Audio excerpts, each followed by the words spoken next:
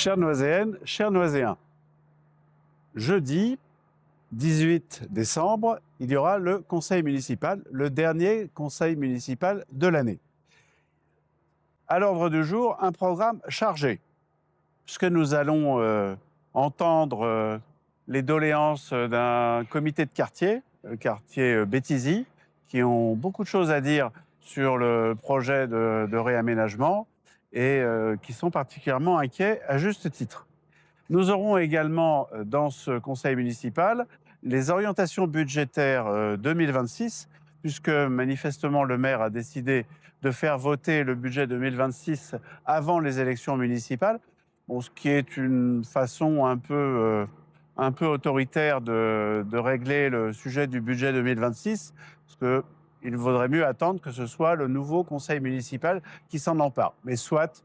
Donc, dans ces orientations budgétaires 2026, il n'y a pas grand-chose de bouleversant pour Noisy. Il n'y a notamment pas de projet, et ça, nous sommes habitués depuis maintenant 6 ans à ce que la ville n'ait pas de projet, hélas, parce qu'il y a beaucoup à faire.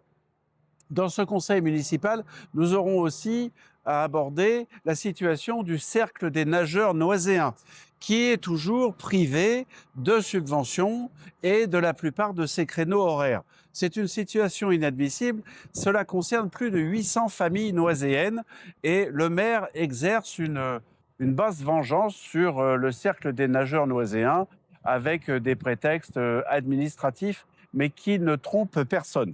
Cette situation doit cesser et je vais l'interpeller demain afin de le mettre devant ses responsabilités. Je parle du cercle des nageurs, donc c'est la piscine.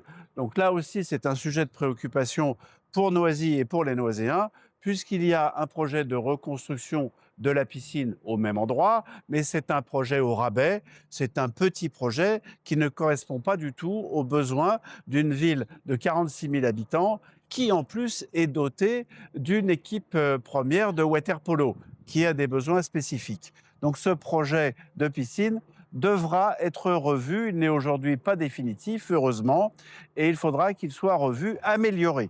Il n'est pas question de l'arrêter, il est question de l'améliorer.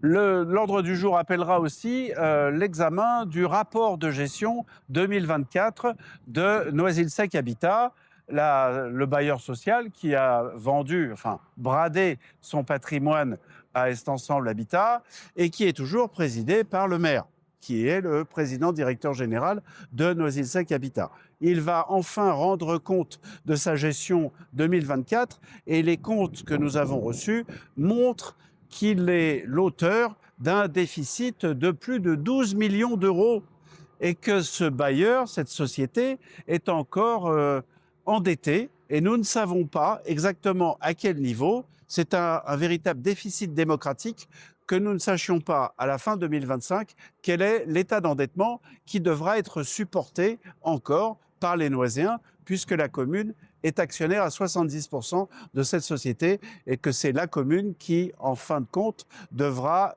éponger les pertes laissées par M. Sarabérouz. Donc voilà un programme particulièrement copieux pour demain soir. Ce sont des questions à la fois démocratiques, mais ce sont des questions concrètes qui vous concernent, chères Noiséennes et chers Noiséens, dans votre vie quotidienne. Donc je vous invite à venir assister demain soir au conseil municipal à partir de 19 h à l'hôtel de ville. De toute façon, je ferai un Facebook Live de ce conseil municipal, comme je le fais à chaque séance, afin que vous puissiez profiter des questions et des débats. Nous aurons enfin à traiter de la situation de la démolition des barres d'immeubles au long d'eau, qui est faite en dépit du bon sens, avec une pollution extrême pour le voisinage.